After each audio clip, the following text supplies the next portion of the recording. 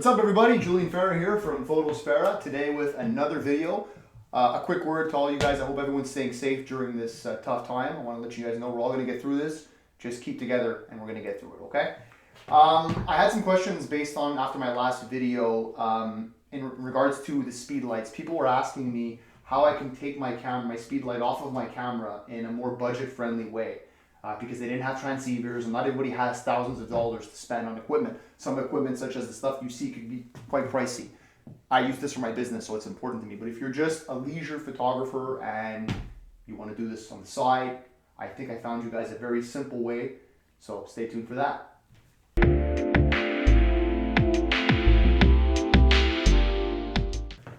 So first things first, most people shoot with their speed lights mounted on top of their camera. Now, I'm not saying there's anything wrong with that because in some areas, such as a basement with low ceilings, you have white ceilings, white reflects light. You pop your speed light on top of your camera, you take a shot. Most people fire their flashes in automatic mode. I tend to use manual. And you get a nice, soft, flat light, which I'm going to show you. That's fine. But when you want to start shaping your light, creating dynamic lights, such as the videos you've been seeing and the slides that I've been making, you want to get that flash off of your camera and you want to start shaping your light. So basically, all this entails is very simple. The average person will take their flash. Little tip I can give you is keep your hot shoe protected with these little clip protectors. It's very important. You can get a lot of corrosion and rust buildup inside of your hot shoe and it can become non-functional and you don't want that to happen. So the average person will pop their camera on their flash, which is fine, nothing wrong with that. All right, they'll pop it on. Okay, we'll lock it in place. We'll turn our camera on. We'll turn our speed light on. I tend to fire my speed lights in manual mode. Like I said, I like to use manual mode simply for the fact that I have utter control. So we have our model crystal, the usual. This time I put her on a tripod. And we have an exposure here of f4. So our aperture is f4. We're going to go down to 1/160th of a second. And you're going to see a black flag over here that I'm going to put on the side of her face. Okay, guys? Now the reason that I'm doing this, it has nothing to do with the flash. As you can see to the left of you, we have a window that's open. So I'm just blocking that light from coming in and sort of ruining the flash shot. Okay, so even if you don't have this, don't worry about it. I'm gonna go ahead and close the lights, I'll be right back. So we've closed the lights, we're gonna look for our shot. Our flash is now at 1/32, we're at 250 ISO, f4, 1/160th of a second. Let's see what it's gonna give us. Okay. What we're going to do is we're going to brighten that up just a little bit. So we're going to come down to f3.5 and we're going to raise the ISO up to around 320 and we're going to take the shot. Okay. Now, if you look in the back of the camera, I'm going to actually pop it up on the screen for you. If you look on the screen, you're going to notice a couple of things about the shot. Firstly, the shot is actually very nice. The lighting is in fact quite flat. And there's nothing wrong with that. Flat lighting has its place, like I told you. It's good for brides, it's good for a soft, airy feel. But if you're looking on the back of the screen, if you're looking on your computer screen, you're gonna notice that the shadows are a little bit, they're not too bad. Some of them are quite deep, especially on the right side of the model's face. So it's nothing wrong, it's just a little more boring in my opinion. So what do we do to get that flash off the camera? Well, here's how I used to do it. This is a off-camera shoe cord from Newer. Basically, one side goes on top of the hot shoe of your camera, and the other side you can either hold with your hand, extend it out, or if you have a flash pole, you can pop it onto a flash pole and sort of try and shape your light as best as possible. Keep in mind these guys have a range. Obviously they do have range, they do have elastics. You can pull them, you could shape them, but you have to keep in mind that if you don't have an assistant or you want to take your flash really far off, you do have some limitations. You have to work with some sort of limitation. So let's close up all this and let's try the same thing now, this time with flash. So let's take off our 600. This is a Canon EX600. It does have a built-in radio transmission, but I forgot to mention, you could use any flash, guys. It could be a cheap Yongnuo, a cheap Godox flash. You don't need to have any radio transmission built in the flash because you're syncing them via cable, okay? So it's very simple. One side is actually gonna go into the hot shoe of your camera, over here. We're gonna lock it in. And then the other side is going to go on the side of the flash. They have a little positioning hot shoe over here for your flash with the hot shoe. You pop it in and you lock it. And then you turn your flash on. Now it's wired. There's no transmission. There won't be a problem with delays and synchronization speed. You're good to go. If you have an existing flash pole or something laying around, you can even remove the adapter from the flash pole and actually screw in to the bottom of this hot shoe, almost as if you're using an off-camera flash. You are using an off-camera flash, but it's going to be wired. And then you bring it back over here. Keep in mind, there's a distance here, guys. Don't pull too hard so as to drop your camera or topple over your tripod. So they do have play. You don't need to be shy. You can pull them over. And then you basically can bring your flash as much as you can over here, just like that. Okay? As much as you possibly can. Extend the wire as much as you can, okay? So you get the leeway and you get the slack that it needs. Okay. Now, this is about a $20 hot shoe cable. I also recommend using a small diffuser. This is a Rogue Flash Bender 2. It's about 45 US dollars, so about 65 Canadian. If you don't want to spend that, no problem. They offer small little square soft boxes.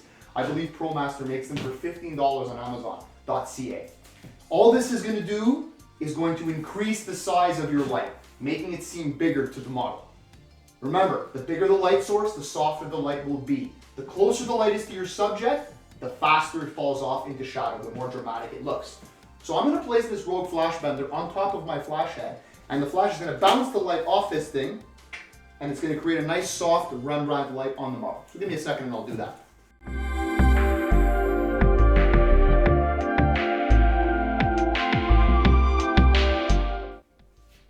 Flash Bender is now on my camera. It's bouncing the light back onto our model.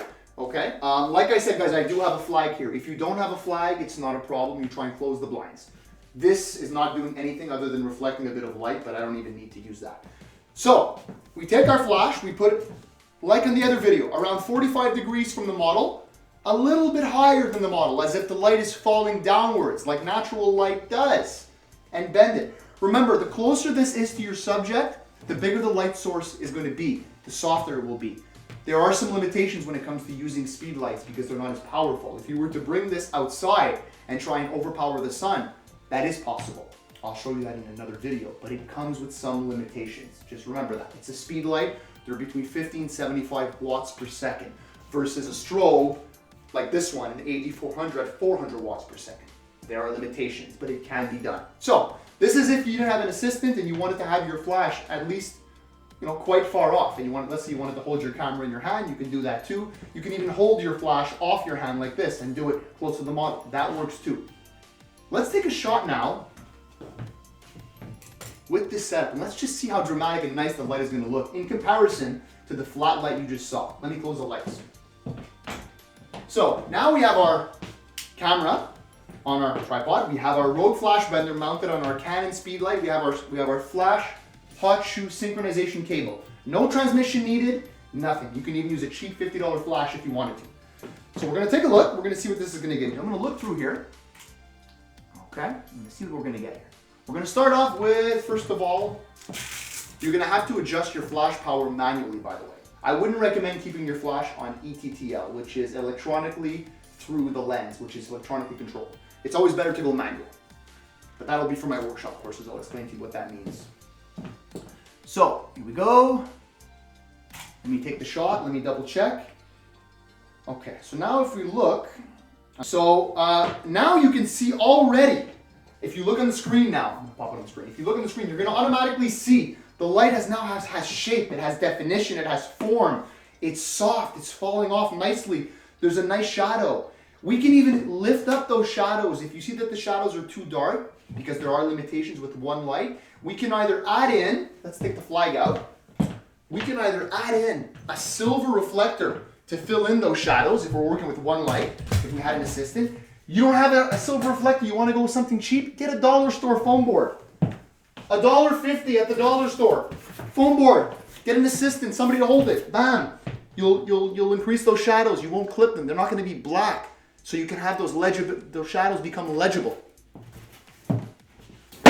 No. Now, the light already looks amazing. If you compare this shot, look on the screen, to the first shot of the soft light, it's obviously an artistic choice. The first shot is flat, even all around. No drama, no mood.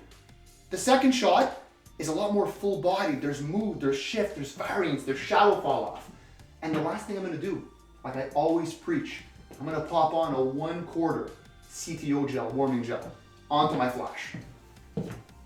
I preach that for a reason, guys. If there's anything that you can do, the littlest thing that you can do to create nicer light for your subjects and nicer skin complexions, at the very least, is warm up your key light. Put on a quarter CTO gel. Here's my quarter CTO gel. Okay, warm up that key light, make it look realistic. So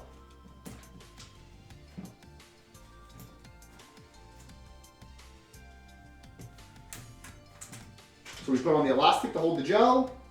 We put the gel on.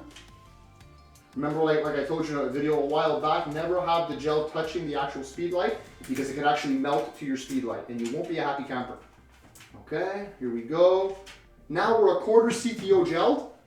Okay, we're gonna bend down that flash bender a bit. 45 degrees Rembrandt light. You'll be able to see a little bit of a triangle on the subject's nose and one side of the face will fall into shadow.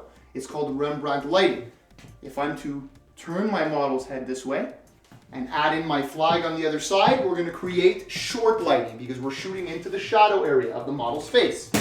You know how big of an ambassador I am for flags, guys. Okay, let's try that again now with the quarter CTO gel. Now we have a quarter CTO gel. Our model's face is a little bit turned towards us.